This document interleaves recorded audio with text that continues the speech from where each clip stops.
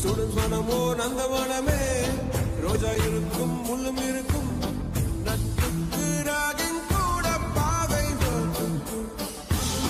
நண்பன் ஒருவன் வந்த பிறகு விண்ணை தொடலாம் முந்தன் சிறகு வானுக்கும் எல்லை உண்டு நட்புக்கில்லையே இன்னும் வாழலாம் சொந்தம் பெறலாம் நண்பன் ஒருவன் பங்கு பெறலாம் கல்லூரி நட்புக்கில்லை முற்றுப்புள்ளியே.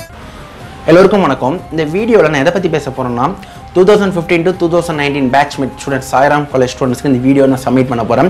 இந்த வீடியோவை கொஞ்சம் நான் வேகமாக பேசலாம்னு நினைக்கிறேன். ஏன்னா வேகமாக பேசினா தான் அந்த ஃப்ளோ இருக்கும். பொறுமையாக பேசினா அப்டேட் போடுற மாதிரி இருக்கும்ல. கண்டிப்பாக ஓகே ஆரம்பிக்கலாமா?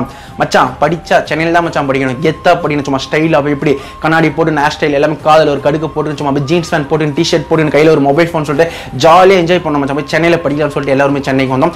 போகிற டாப் 10 காலேஜ் நம்பர் 1 காலேஜ் எதுன்னு பார்த்தீங்கன்னா சாய்ராம் காலேஜ் ஒரு அட்மிஷன் போகிறோம்னு சொல்லிட்டு அட்மிஷன் போட்டு காலேஜுக்குள்ளே போகிறோம். அட்மிஷன் போட்டதுக்கு அப்புறம் தான் இந்த காலேஜ் ரூல்ஸ் அண்ட் ரெகுலேஷன். பசங்க பொண்ணுங்க பேசக்கூடாது, மொபைல் ஃபோன் அலோ கிடையாது, க்ளீன் ஷேவ்ல வரணும், ஃபுல் ஃபார்மல் வரணும், டபுள் காலர் அலோடுகளை என்னடா வாழ்க்கைன்னு சொல்லிட்டு எல்லாமே கஷ்டப்பட்ட காலங்கள் உண்டு. சரின்னு சொல்லிட்டு அட்ஜஸ்ட் பண்ணி உள்ள போகிறோம். ஆனால் டேஸ் காலர் ஹாஸ்டல் ரெண்டா பிரிக்கலாங்க. ஏன்னு கேட்டீங்கன்னா டேஸ் காலர் கூட ஓரளவுக்கு சந்தோஷமா இருக்கும். ஏன்னா அவங்க வீட்டில இருந்து வராங்க. ஆனால் ஹாஸ்டல் பசங்க என்ன பண்றாங்க, கதறாங்க. அவங்க அம்மாக்கு ஃபோன் பண்றாங்க, ஒன்றரை போய் அம்மா எனக்கு என்ன காலேஜ் நீ சேர்த்து விட்டு, எனக்கு சுத்தமாக இந்த காலேஜே பிடிக்கலாமா, எனக்கு ஒழுங்கு அட்மிஷன் வாங்கி வேற காலேஜ் எட்டு போய் சேருமான்னு சொல்லிட்டு கதறாங்க. அவங்க அம்மா அப்பா அங்கே அழுதுன்னு இருக்காங்க. என்னடா பண்ண முடியும், 1.5 லட்ச ரூபாய் காசு கட்டிட்டேன், எங்களுக்காக வச்சு நீ படிடான்னு சொல்றாங்க. நம்ம ஃபோனை கட் பண்ணிட்டு போய் அந்த தலைக்காணியில் உட்காந்து அழுத காலங்களும் உண்டு. இன்ஜினியரிங் கிராஃபிக்ஸ் ஒரு சப்ஜெக்ட் இருக்கு. என்னடா இது படமே வரைய வரல சொல்லிட்டு அங்கே இருக்க ஸ்டாஃப் கிட்ட அடி வாங்கி அதுக்கப்புறம் நம்மளும் அசைன்மெண்ட் மேலே அசைன்மெண்ட் வாங்கி என்னடா இது எனக்கு இன்ஜினியரிங் கிராஃபிக்ஸ் கூட வரலன்னு சொல்லி டிராயிங் வரைய வரலன்னு சொல்லிட்டு புலம்பன காலங்களும் உண்டு. இப்படிப்பட்ட காலத்தில் தான் ஹாஸ்டல் ஸ்ட்ரைக்குன்னு ஒரு விஷயம் வருதுங்க. ஹாஸ்டல் ஸ்ட்ரைக் பற்றி பேசும்போது டேஸ் காலர் சந்தோஷப்பட்டீங்க, ஹாஸ்டல் பசங்க கஷ்டப்பட்டாங்க. ஏன்னு கேட்டிங்கன்னா ஸ்ட்ரைக் பண்ணிட்டோம், என்ன பண்ணுறதுனே தெரியல. 4 மாதம் வெக்கேட் பண்ணி போன்றாங்க, எங்கன்னா போய் டேஸ் கலராக இருக்குன்றாங்க. எங்களுக்கு அதான் புதுசு, சென்னைக்கு வந்த புதுசு, எங்கே போட்டு என்ன பண்ணுறது எதுவுமே தெரியல. சரி நமக்கு தெரிஞ்சது யாரும் சொந்தக்காரங்க. அப்போ தாங்க சொந்தக்காரங்களுடைய உண்மையான ஃபேஸ் ஞாபகம் வருது. ஏன்னு கேட்டிங்கன்னா எந்த ஒரு சொந்தக்காரம் இருந்தாலும் 3 மாதம்ல யாருமே தங்கத்துக்கு விட மாட்டாங்க. நாங்கள் ஒரு 5 நாள் கெஞ்சி கேட்டு போய் அந்த சொந்தக்கார வீட்டில் போய் பெட்டி படிக்கலாம் வச்சுட்டு அவங்க காலையில் எழுந்துக்கிறதுக்கு முன்னாடி நாங்கள் 6:30-7 மணிக்கு எழுந்து குளிச்சுட்டு நாங்கள் காலேஜ் கிளம்பி வந்துடுவோம். காலையில் சாப்பிட கூட மாட்டாங்க. மதியம் ஒரு வேளை சாப்பிட்டு நைட்டு சாயந்தரம் போகிறதுக்கே லேட் ஆகிடும், 7 மணி ஆகிடும். போகும்போது எங்கன்னா சாப்பிட்டு போயிடும். அவங்களுக்கு எங்களுக்கு தொடர்பே இல்லாத மாதிரி வாழ்ந்த 5 நாட்கள் நரகத்தில் இருந்த மாதிரி இருந்துச்சு. 6வது நாள் என்ன பண்ணான்னு கேட்டிங்கன்னா 6வது நாள் என்ன பண்ணேன்னு பார்த்தீங்கன்னா அங்கேருந்து ஃப்ரெண்ட்ஸ் எல்லாமே சேர்ந்து நம்ம மச்ச ஒரு பிஜி ஹாஸ்டல் இருக்குன்னு சொல்லிட்டு ஒரு பிஜி ஹாஸ்டலுக்கு போனாங்க. பிஜி ஹாஸ்டல் எடுத்துன்னு தான் பேர், ஆனால் பிஜி ஹாஸ்டலே இல்லை. எல்லாமே ஊருக்கு கிளம்பி போயிட்டோம். நாளைக்கு எக்ஸாம் சொல்லிட்டு நீங்கள் நைட் கிளம்பி பஸ்ஸில் வரும், ஒரே மழை பெய்யும், உடனே ஒரு நியூஸ் வரும், அண்ணா யூனிவர்சிட்டி எக்ஸாம் வந்து போஸ்ட்போன் ஆயிடுச்சுன்னு ஒரு நியூஸ் வரும். என்ன பண்ணுறதுனே தெரியல. உடனே என்ன பண்ணணும், பஸ்ஸை விட்டு இறங்கி அடுத்த ஸ்டாப்பிங் போய் அங்கேருந்து மாட்டி பஸ்ஸை பிடிச்சி ஊருக்கு போவோம். ஊரில் இருக்க ஃப்ரெண்ட்ஸ் எல்லாருமே சிரிப்பாங்க, என்னடா பக்கத்தில் இருக்க ஊருக்கு போகிறோமே, சென்னைக்கு போயிட்டு வந்து நிற்கிறேன்னு சொல்லிட்டு அப்பா அம்மாவும் சிரிப்பாங்க. என்னடா இது என் வாழ்க்கையே முடிஞ்சு அப்படின்னு சொல்லி தலைப்பிச்சு அந்த காலங்கள்லாம் உண்டு. அதுக்கப்புறம் என்னன்னா செகண்ட் இயர் போன கெத்து. ஏன்னா நம்ம வந்து டிபார்ட்மெண்ட்குள்ள போறோம், மெக் ட்ரிபிள் ஈஸின்னு சொல்லிட்டு அவங்க டிபார்ட்மெண்ட் கெத்தை காமிக்க ஆரம்பிச்சோம். செகண்ட் இயர்க்குள்ள போனதுக்கு அப்புறம் எங்களுக்கு தெரிஞ்ச ஒரு சந்தோஷமான விஷயம் பார்த்தீங்கன்னா சிம்போசியம் ஒரு ஈவெண்ட் வர ஆரம்பிச்சிட்டுங்க. சிம்போசியம்னா எதுக்குன்னு தெரியும், ஆனால் எங்களை பொறுத்தவரை சாப்பாட்டுக்கு தான் சிம்போசியம் சொல்றாங்க. மெக்கானிக்கல் சிம்போசியம் நடக்கும்போது மெக்கானிக்கல் பசங்களே வர மாட்டாங்க, நாங்கள் போய் அங்கே சாப்பிடுவோங்க. அதே போல அதர் டிபார்ட்மெண்ட் சிம்போசியம் நடக்கும்போது ஸ்டோன் பெஞ்சில் போய் நின்றுப்போம்.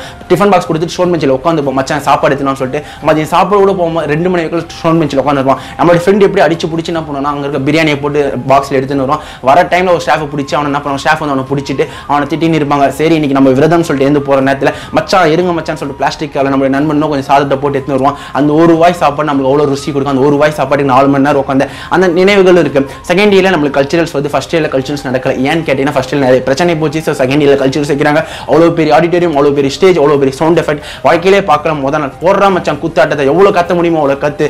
இதை நம்ம வாழ்க்கையில ஒரு நாள் சந்தோஷமா இருக்கலாம் சொல்லிட்டு அவ்வளோ நாள் நம்ம கஷ்டப்பட்டு அவ்வளோ நாள் நம்ம ஒரு நாள் சந்தோஷமா இருந்தாங்க. ஹாஸ்டல் பசங்களை பத்தி பேசும்போது நான் சொல்றாங்க, ஹாஸ்டல் பசங்களை பத்தி நைட் ஃபுல்லாக வந்து நீ படிச்சு நைட்டு ஃபுல்லாக நீ எழுதுற ஒர்க்லாம் முடிச்சுக்கணுமா, காலையில் மட்டும்தான் படிக்கணுமா. நாங்கள் என்ன பண்ணுவோம் தெரியுமா, காலையிலேருந்து ரெக்கார்டு எழுதிடுவாங்க. ரெக்கார்டு எழுதினா அதுக்கு ஒரு ஃபைன், 50 ரூபா ஒரு ஃபைன், 100 ரூபா ஃபைன் கட்டணும். போய் 100 ரூபா ஃபைன் கட்டுறதுக்கு ஆஃபீஸ் ரூம் போவோம்.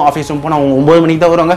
9 மணிக்கு நாங்கள் ஃபைன் கட்டிட்டு ஹாஸ்டல் வந்து மறுபடியும் அந்த ஃபைன் கொடுத்துட்டு மறுபடியும் நாங்கள் கிளம்பி போகிறதுக்கு கிளாஸ்க்குள்ளே போகிறதுக்கு 9 காலையில் அங்கே ஒரு அட்டெண்டன்ஸ் ஆப்சென்ட் போட்டாங்க.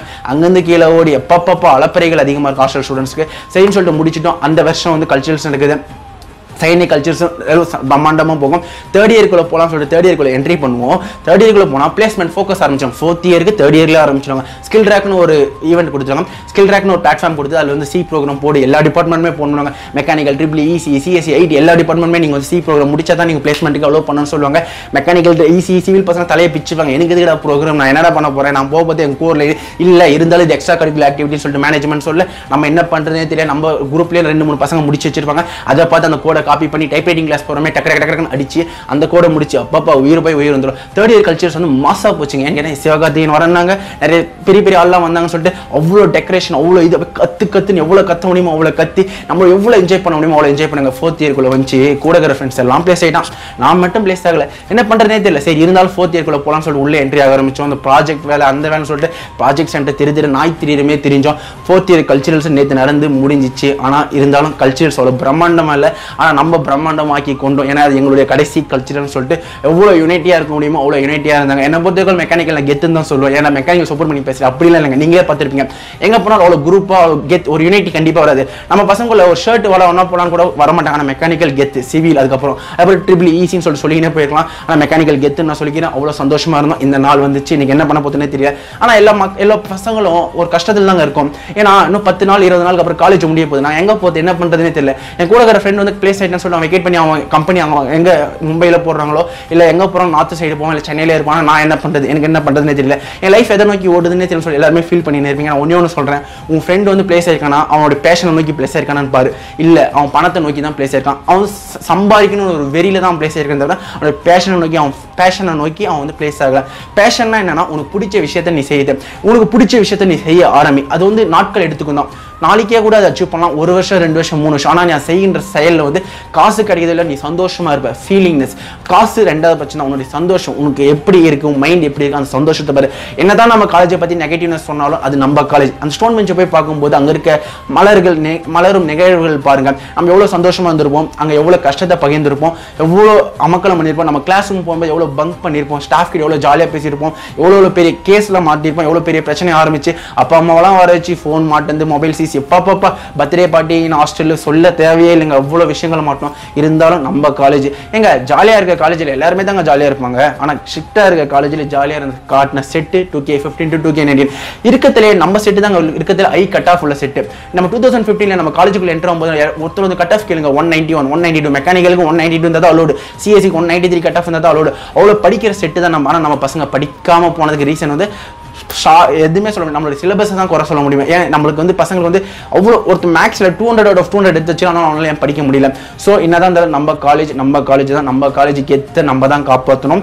என்னதான் 4 வருஷம் 5 வருஷம் ஆகி நீ வெளியே போனாலும் எந்த காலேஜ்னு கேட்டால் நம்ம சாய்ராம் காலேஜ் தான் சொல்லுவோம். ஸோ வி ஆர் த பெஸ்ட்னு சொல்லிட்டு நம்ம காலேஜை பற்றி நம்ம குறை சொல்லக்கூடாது. என்னதான் நம்ம காலேஜ் அவ்வளோ ஸ்ட்ரிக்ட் அதுலேயும் ஒரு கெத்தை தான் இருக்கிறோம். நம்ம வாழ்ந்து முடிச்சுட்டு அதுக்கு மேலே நம்ம குறை சொல்ல முடியாது. அந்த காலங்களை நினச்சி பார்க்கும்போது நான் சொல்கிற மாதிரி இன்னைக்கு சொல்கிறேன் நினச்சிக்கோ, நீ கம்பெனிக்கு போய் ஃபீல் பண்ணுவேன் மச்சான் நம்ம காலேஜிலே இருந்துக்கலாம்டா, எதுக்கடா இந்த கம்பெனிக்கு வந்தோம்னு அந்த ஒரு ஃபீலிங் கண்டிப்பாக எல்லாருமே வரும். கூட இருக்கிற ஃப்ரெண்டோட ஃபுல் ஃபேஸ் அவனோட ட்ரூத் எல்லாமே தெரிய ஆரம்பிக்கும். ஏன்னா பிரியிற நிலைமை எல்லாருக்குமே வரதான் செய்யும். அது எல்லாரும் அந்த நேரம் வந்து ஒன்று போலே இருக்காது. அப்போ வந்து ஃபீல் பண்ணுவோம், ஷட் இந்த காலேஜ் லைஃபை நம்ம ஒழுங்காக என்ஜாய் பண்ணிடுவோம். இப்போ வந்து ஃபீல் பண்ணி ஒன்றுமே இல்லைங்க. இன்னும் 3 நாள் தான் காலேஜ், ஒரு 3 நாள் மாடல் எக்ஸாம் போவோம், ஒரு நாள் லேபுக்கு போவோம், அதுக்கப்புறம் 3 நாள் செமஸ்டர் எக்ஸாம், ஒரு 10 நாள் தான் இருக்குது, கைவிட்டு எண்ணிக்கலாம். ஸோ நம்ம வந்து என்ன பண்ணோம், மிஸ்ஸிங் நம்ம ஒழுங்காக வாழ்ந்துருக்கலாம் சொல்லிட்டு மிஸ் பண்ணோம் தெரியுமா, அதை இப்போ ஃபீல் பண்ணுறது தெரியுமா. அந்தமாரி ஃபியூச்சரில் ஃபீல் பண்ணாத. ஃபியூச்சரில் என்ன பண்ணணும்னு நினைக்கிறேன் அதை பண்ண ஆரம்பி இப்போவே. ஏன்னா ஃபியூச்சரில் போய் உட்காந்துன்னு ஷட் அப்போ பண்ணிருக்கலாம்னு சொல்லிட்டு யோசிக்காது. உனக்கு எங்க உலகத்துல எல்லாருக்குமே ஒவ்வொரு டேலண்ட் இருக்குங்க. ஒவ்வொரு டேலண்ட் உன் கைரேக 1-2 கூட எல்லாமே சேமா இல்லை. அப்படி இருக்கும்போது ஒவ்வொருத்தரும் ஒவ்வொரு சோஷியல் ரெஸ்பான்சிபிலிட்டிஸ் இருக்கு. உன்னால என்ன பண்ண முடியுமோ படி. நம்ம காலேஜ் நம்மளால நம்ம கெத்துதான்னு சொல்லிட்டு நம்ம சந்தோஷமாகவும் எல்லாராலையும் சாதிக்க முடியும். நம்மளுடைய தாட்ஸ் எல்லாமே நேராக ஆக்கி நம்மளுடைய கோலை நோக்கி இவ்வளோ நாள் தான் சந்தோஷமா ஊதாரித்தனமா எவ்வளோ சுத்த முடியுமோ அவ்வளோ ஊரை சுற்றணும். இனிமேலாச்சும் நம்ம சந்தோஷமா நம்ம பேரண்ட்ஸ் நம்ம ரெஸ்பான்சிபிலிட்டிஸ் நம்ம 5 லட்ச ரூபாய் கொடுத்து நம்மளை படிக்க வச்சாங்களா, அவங்களுக்கு என்ன நம்ம திருப்பி கைமாறு செய்ய போறோம், வாழ்க்கைக்கு நீ என்ன செய்ய போற. நம்ம காலேஜ் வி ஆர் த பெஸ்ட்னு சொல்லிட்டு நம்ம ஒரு பாசிட்டிவோட இந்த காலேஜ் முடிக்கலாம். எதனா டிபார்ட்மெண்ட் எல்லா டிபார்ட்மெண்ட்டுமே கேட்டுட்டாங்க, எல்லா டிபார்ட்மெண்ட்டுமே மாஸ்தான், எல்லாமே கெத்து, எல்லா நம்ம பசங்க எல்லாமே நம்ம பசங்கன்னு சொல்லிட்டு. ஏன்னா அதுக்கப்புறம் சண்டை போட்டுன்னு அடிச்சுக்கிட்டு ஒரு பிரச்சனை இல்லை. ஏன்னா ஒரு 10 நாள் போனால் அவன் யாரும் நீ யாரும் தான் போவீங்களே தவிர ஒன்றும் இருப்பேன்னு தெரியல. ஸோ எல்லாருமே ஒன்றா இருங்க, சந்தோஷமா இருங்க.